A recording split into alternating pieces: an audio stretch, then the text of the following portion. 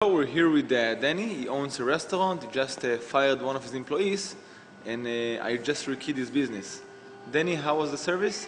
I have to say, yesterday we had some of our employees fired and they didn't want to give the keys back, so we called Locksmith this morning before we even walked in the door. He was here waiting for us. We were up and running in about 20-30 minutes with new locks and keys for everybody. I have to say, excellent service, excellent response time. The people are very friendly and very trustworthy. I would recommend them anytime you need any of your locks done, your car's open or anything. These guys are great and they will do all of my business. Thank you very much, Danny. Thank you. Nice doing business.